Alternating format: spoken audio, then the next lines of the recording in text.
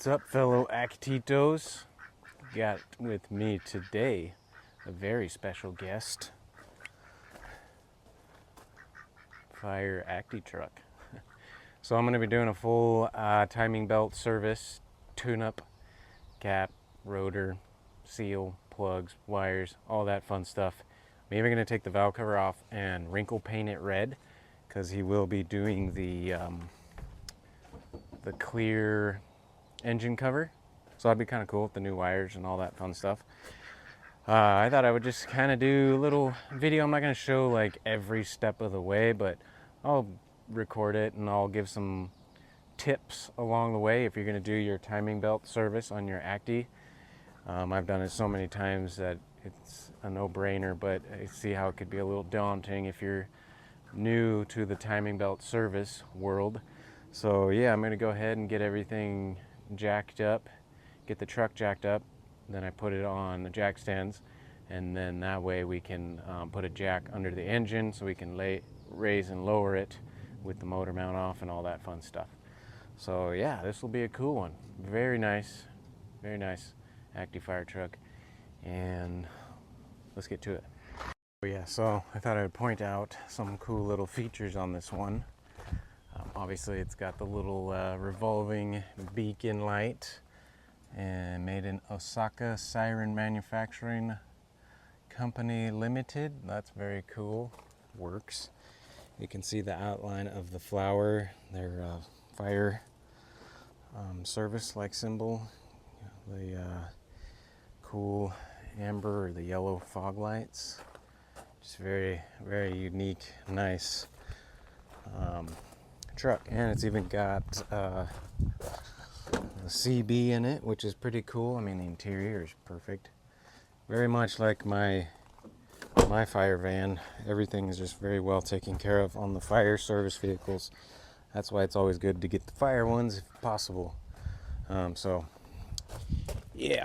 And another thing which is kind of cool, we're going to be doing all OEM parts. So we got the OEM, that's the tensioner, or not the tensioner, the idler pulley. We got the OEM tensioner pulley. We got the OEM Honda timing belt. Let's see, we got, so the OEM Honda water pump is like a couple $100, which in my opinion is kind of ridiculous, when Aisin for the most part makes the water pumps, and then Honda or Subaru, whatever, brands them for the most of the time. So I got the Aisin water pump for the Acty, which is OEM comparable for sure. And then we got OEM fuel filter, we got the OEM air filter, and Honda doesn't make thermostats anymore, so we got the HKT Japan thermostat. So things are gonna get dialed, pretty dialed. And then I got the seals as well. So we got the cam and the crank seal. So yeah, she's gonna be good.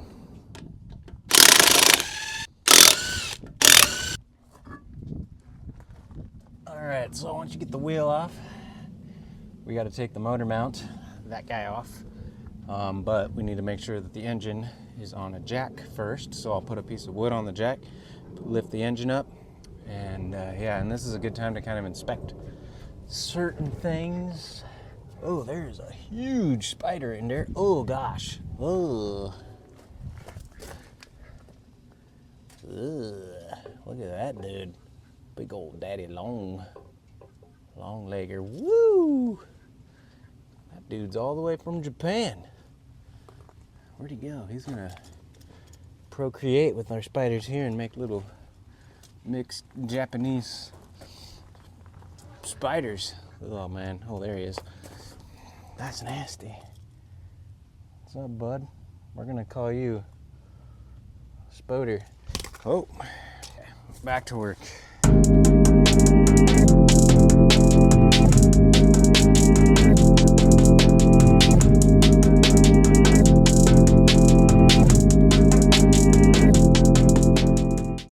Okay, so typically at this point in time when you're doing the timing belt service, you have to remove that motor mount on the left hand side, and 99% of the time, if it wasn't done in Japan before you got it, it's most likely going to be cracked. So the bottom doesn't seem bad, but that top is definitely bad. So we'll go ahead and replace this mount for him since we've got it off. We don't want to reinstall a broken motor mount, and that's going to help kind of clear up some, you know, some vibration into the cab when you have worn out motor mounts. Okay, so I got that off. I'm going to start taking off all the covers now.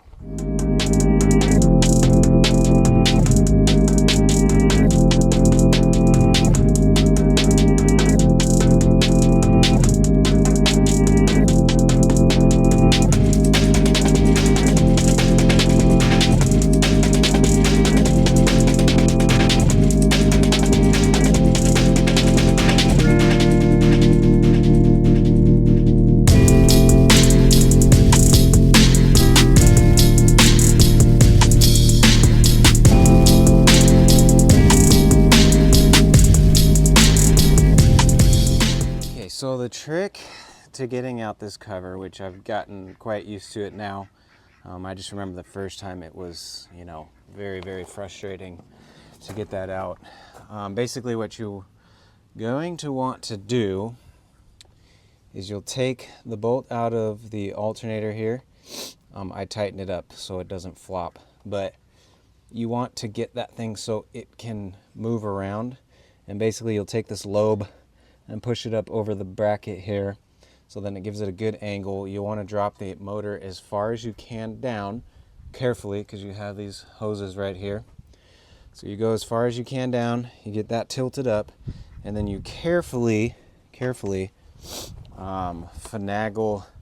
You kind of kick it up like this, slide it down, and then it will come out. It takes some work. They certainly did not make it easy to do that piece. At least I haven't found a super easy way to do it. I can do it. It just takes, every time is a new challenge. So here we go with the timing belt. Oh, man, it looks like it's new, but we're gonna go ahead and just replace it anyways, because you don't know for sure when it was done. But it's very clean down here, so I'm gonna say they probably did it. So anyways, that's how you get that cover off. And when we get that one off, it will come out without loosening the valve cover, but you do have to loosen the valve cover to get the seal out so you don't rip it. You don't want to mess that thing up. But yeah, it's extremely clean under here. So I'm gonna say that timing belt was probably done in Japan. It was a fire service vehicle again, so they usually were up on the services. And we'll know if it's OEM parts when we take the belt off, so I'm gonna keep working at it. So I just want to point this out. This will not always be the case, depending on how worn out your Acty is. These little seals, you want to make sure you put them back correctly. They fit in the slots on the covers. So I reinstalled this one, and it's important to have them in there because you don't want water getting up inside the timing belt and dirt and all that stuff. They will swell up if you have an oil leak, so it's a little difficult to reinstall them. So if they kind of lengthen over time because they've gotten oil and they swell up, you can take a razor blade and kind of trim them down a little bit. But yeah, so I reinstalled this guy, and they kind of fit in the little notches and stuff you'll see when you take it apart. That way when you put it back together with the valve cover up, you can get it underneath that little pocket there. So yeah, just a little tip with the rubber seals. And then there's seals on the back of this one, on the back. That one will swell up because there's a little weep hole right there. So if you get an oil leak, that will weep and that will swell up because all the oil pools up there. So that one's fun to try to reinstall. And then you have, let's put that there. You will have one more going around the water pump, and you need to make sure you reinstall that one as well.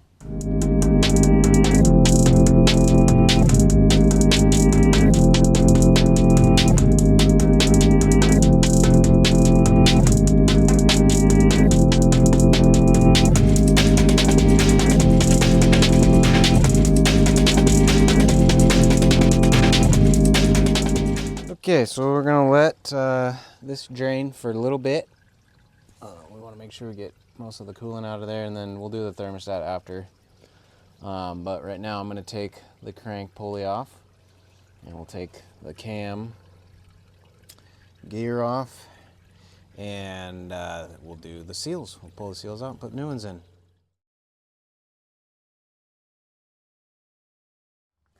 Okay, so when you're doing new seals, it's important to make sure you get it all nice and clean. And it is very clean because it wasn't leaking. But if it was leaking before, it's going to be really dirty, and you want to make sure you get it all nice and clean because you don't want garbage to get on the new seal and rip it and cause it to leak again. So get that all nice and cleaned up. And then when you put in your new seal, you're going to want to make sure that you lube it up. Do not put any sealant on that. I've seen people put sealant on the seals. You should not. You should not have to put sealant on these. I don't know on what certain applications you would need to, but you certainly don't need to put anything on these ones. Again, I don't know. There might be certain situations where you need to put sealant on it because maybe you gouged the outside and you need to get a better seal. Okay, so you're gonna want a good assembly grease, which I have this white grease I use for the seals, and you're gonna want to put it on both outer and inner. Slowly make sure it goes in there and it doesn't snag anything and then rip. Just get it nice and slippery. And then I have figured out, obviously this isn't the case, everybody's not going to have a 1-inch 33 millimeter socket, but I figured out that the 33 millimeter socket is perfect to press this in there, and it hits the block, so it stops it from going in too far. So we'll go ahead and we'll carefully slip it over the crankshaft. You don't want to flip it up, flip the lip up. Just get it in there snug and flush. Not flush, but I mean even. You don't want to tap it in crooked, all crookedly. Now we can tap the seal in. And then we'll just kind of feel it, make sure it's flush. I need to knock it on the bottom a little bit.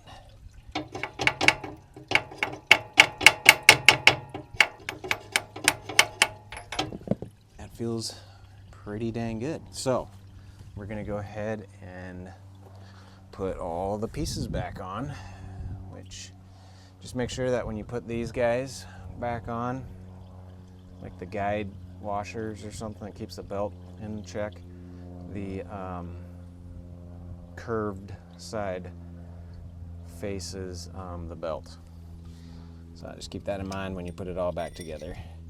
And then while you have your crank pulley off, you're going to see that little arrow right there. I'm going to go mark it with a white pen so it's very extremely visible, and mark here. So when we put this all back together, we can make sure everything is completely lined up. So just to show you what I mean, I got white paint pens, which are awesome, perfect for working on these cars because you can mark stuff. I just put a little dot in the arrow and then wipe it off, and it will, I mean, don't press really hard, but then it will stay inside there. And then I marked the top so it's easy to see. And then we need to, you'll see an arrow right on top. There's an arrow right there. You can kind of see it. Let's see. Right back behind the gear, there's that arrow. Paint marked it, so that's what we need to line back up on. Okay, time to reinstall the water pump. So after you made sure that it's done draining, this one is very clean. That's not always the case. You want to make sure that the surface is extremely clean. You don't want it to leak. So fire service vehicles are usually extremely clean. This one is extremely clean, so I didn't really have to do anything except for wipe it dry. And I install these water pump gaskets. It's like a rubber O-ring. I will put assembly grease in there, or you could use like dielectric grease, some kind of silicone, a little bit, and that will hold it so it doesn't fall off when you go to put it back in. I don't use any kind of gasket sealer. Doesn't really need it. I've never seen one that needed it. That might not be the case for everybody. If it's really bad, corroded or whatever, using some kind of gasket sealer might help. But most of the time you shouldn't need it. So we'll go ahead and get our water pump bolts, and yeah, we'll get this reinstalled.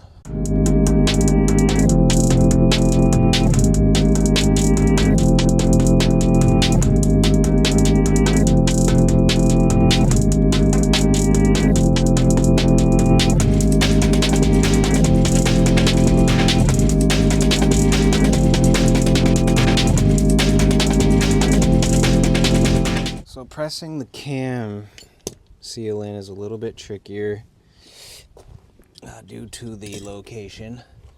So I take my 1.5 inch snap-on socket and a pry bar, and what I'll do is I'll use the side of the truck or the van and just kind of push on the socket and just kind of press the seal in. That's how I do it. Slowly press it, and I'll check on it, make sure I'm going in even. Getting this in will take a little bit of time.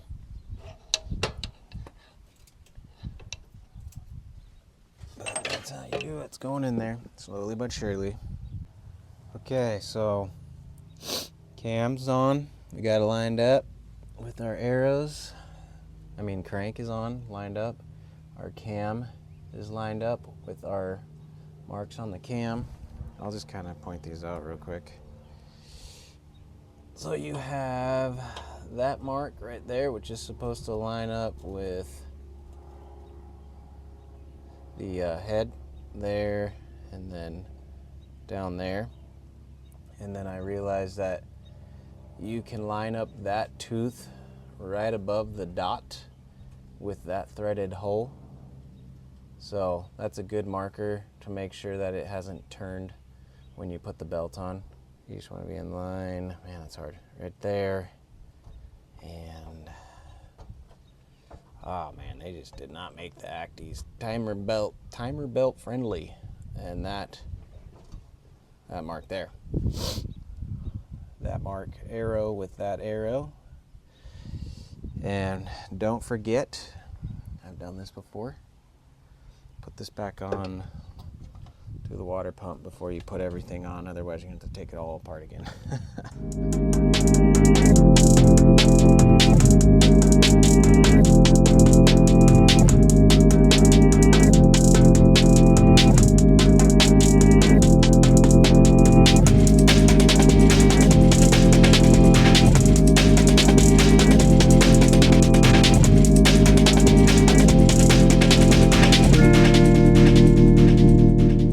So once you get your belt on, before we cinch down the tensioner, we want to give it a few cranks to ensure that it's going to stay in time. It'd be very bad if it came out of time because we didn't set it up properly. So I'm going to get the correct socket.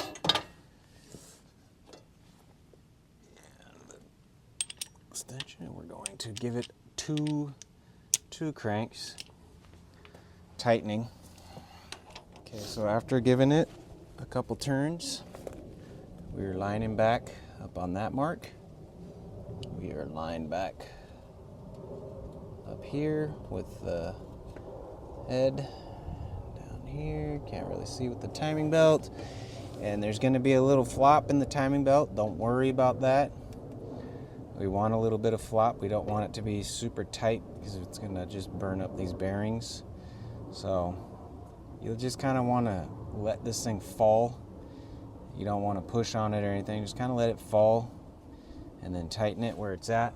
And you can also just check where your last one was at. So kind of the same spot where the marks are. It was more down than up, which would mean if it was more up, it would be tighter. So it's a good little tension on the belt. We spun it a few times, it stayed on. Everything lined back up. We got our tensioner spring back in. Our seals replaced. Torqued 32 foot-pounds. Torqued 120 inch-pounds on the water pump. Put all our covers, that cover back on. So now what we got to do is I'm going to remove the valve cover because I'm going to go ahead and clean it and paint it. And then at that point we can put all the covers back on and the pulleys and such. That's pretty much the reverse operation of what you did to remove them. So I'm not going to show that. But yeah, there we go. Looks really good. So basically when you go to put those covers back on, it's just going to require raising and lowering the engine once again, finagling that alternator to get it back up. It's going to take some time. Just be patient. You're going to get frustrated. At least I do. And you're going to want to replace that worn out motor mount when you put it all back together. Yeah, not that bad of a job. Pretty straightforward. I can see it's a little difficult if you don't know what you're doing, but I've done it multiple times, so easy peasy. And I think that's pretty much it. Just putting the covers back on, putting all the clips back together, and ensuring everything is right, fired up. Obviously you're going to have to put coolant back in, and you're going to need to bleed your coolant system, which I made a video on that. There are these guys on your intake manifold that you'll bleed to get the coolant back in. But yeah, that was a timing service on the Fire Acty truck. If you guys need parts, check out the website okgarage.com. I have timing parts for your Acty and thermostats and all that fun stuff. Gaskets, whatever you need. And yeah, hopefully that was helpful, guys. I appreciate it. Like, subscribe if you'd like to, and all that cool stuff. It would help me out a lot. And probably do something again, maybe on this or something else that I got. I got quite a lineup of vehicles here. I'll make some videos on. Cool. Thanks for watching, guys. I appreciate it. I will see you on the next one.